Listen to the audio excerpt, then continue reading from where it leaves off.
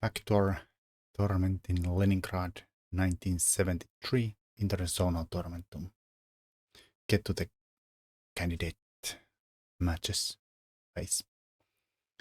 So we are still second round. Here we have the Viktor Korchnoi versus Korchnoi-Cuellar Gacharna.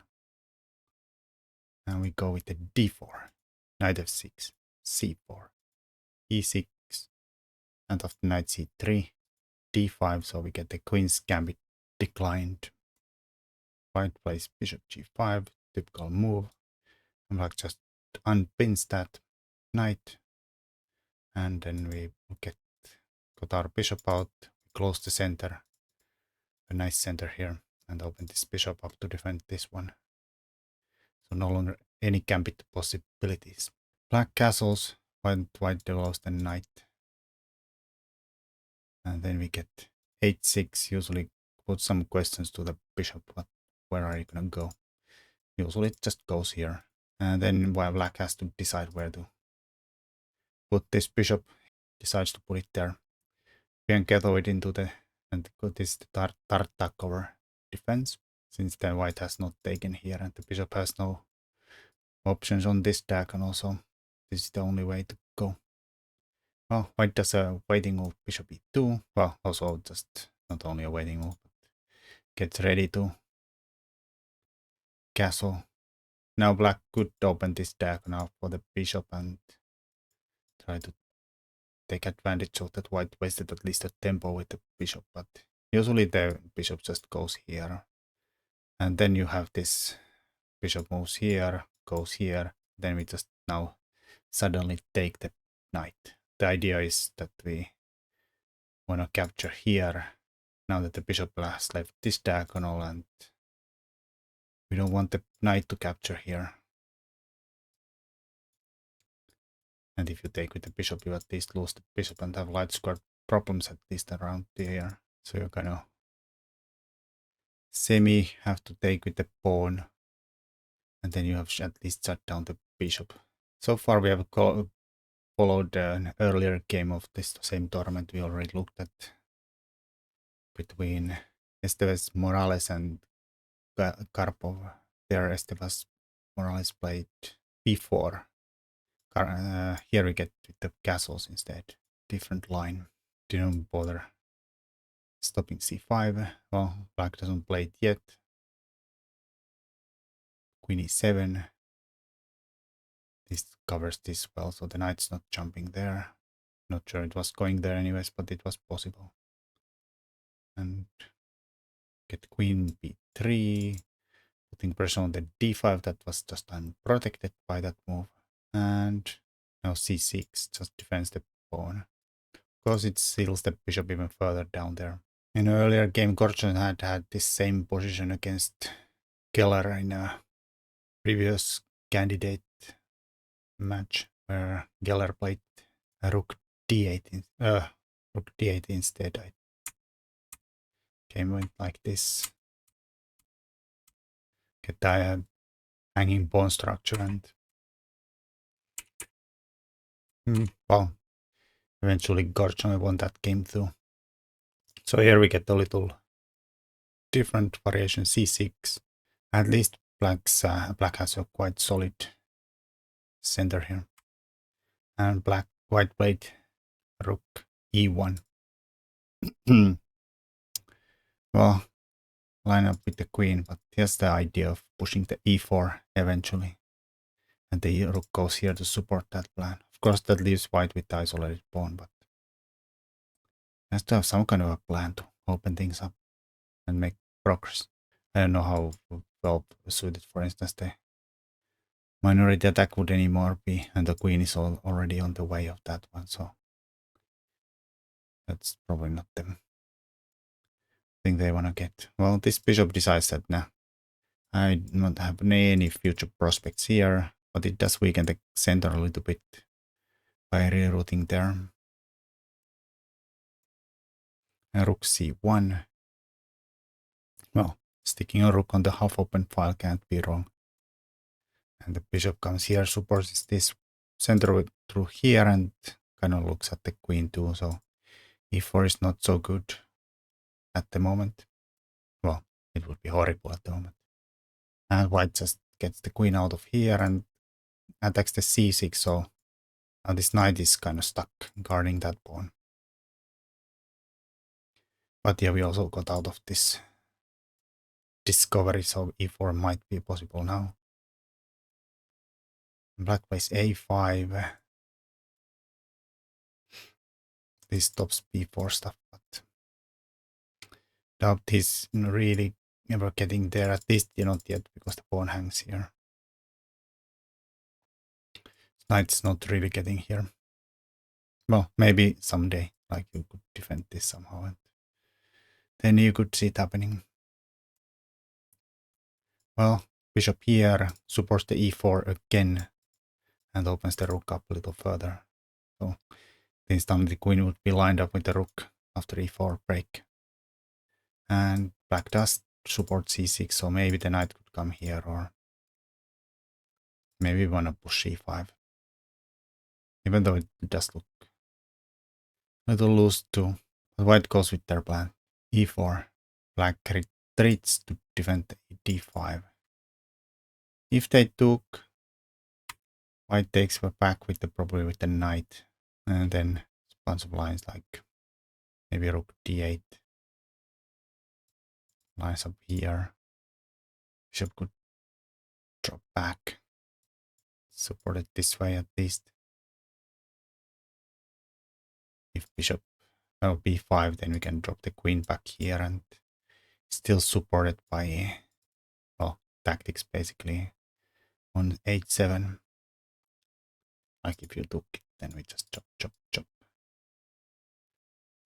Threaten all kind of nasty stuff, but mainly this and that here, so this would collapse pretty horribly. Or some g6 stuff would.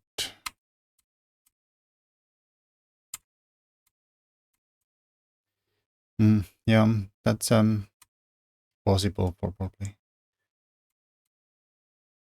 But in most cases, black is so little behind and he has a little looser position there.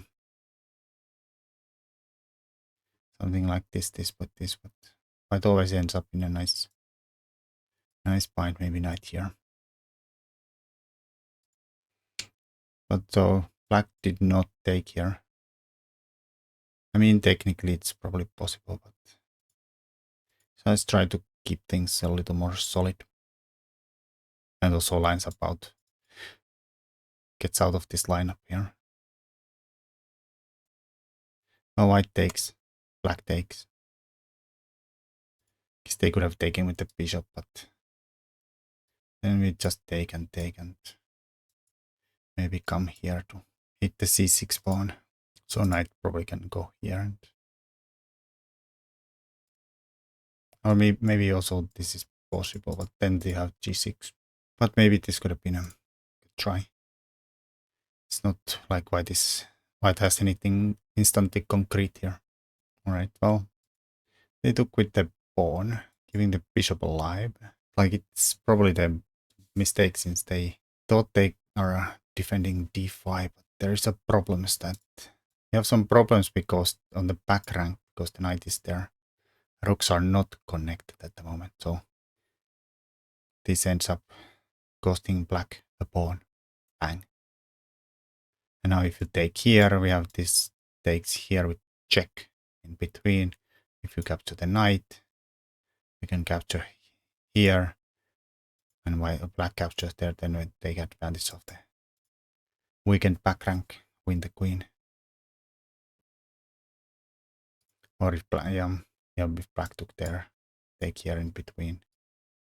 Then just take here. And of course it's isolated extra pawn, but it's an extra pawn.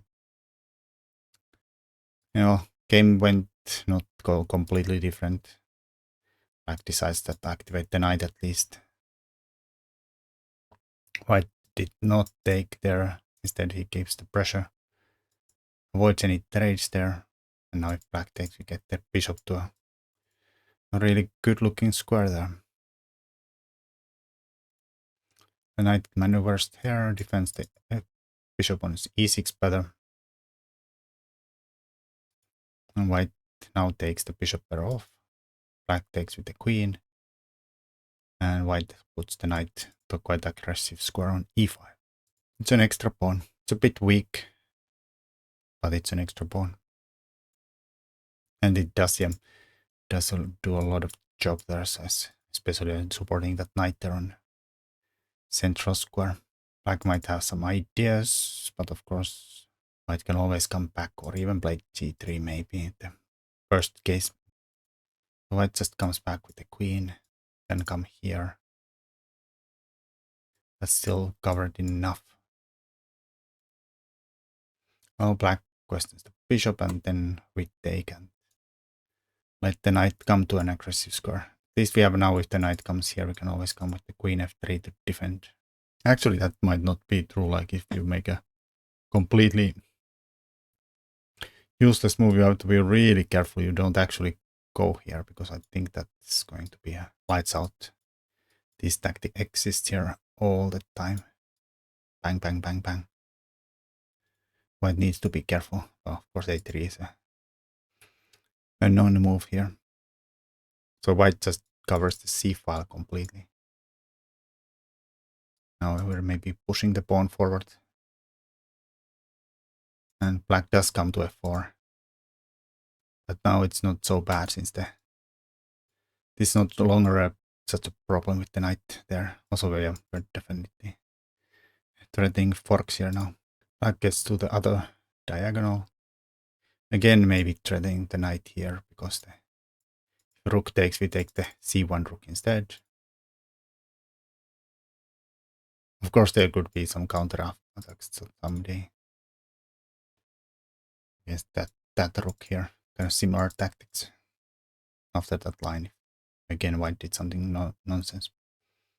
Well, white decides to go with h4. Tricky move. Idea is that if the queen takes, then we play g3 fork. And if you come here and try to get the knight out with check, you come here and then you have a queen hanging and the knight hanging. The queen can't keep the knight defended. I think that would just cost a piece. So knight comes here, but yeah, since the queen is defended, just a piece down. No good, no good. So black can't really take here. So he drops here to keep the knight guarded. And then white plays the rook e5.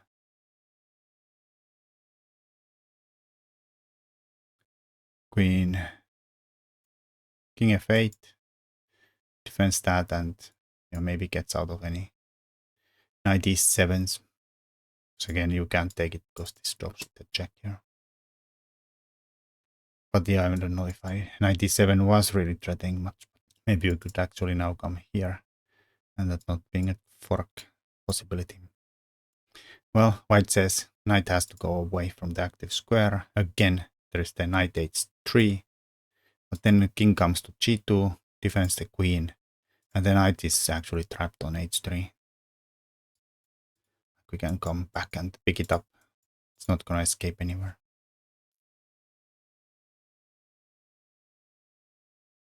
So knight has to go away, and then we get to... Oh, we could trade the queens, but rook f5 is better. We target f7, which is becoming quite soft after the knight comes back. Queen goes there. White says no, cannot defend f7. It just takes here. And knight e7, that's the game over. Well, now the square is even protected, but knight is coming here. White's already 2 pawns up with attack. So black said, enough, I resign. Anyways, that was, well, black was a little careless, dropped the pawn. And then Korchnoi didn't let him off the hook. Anyways, until next time, bye bye.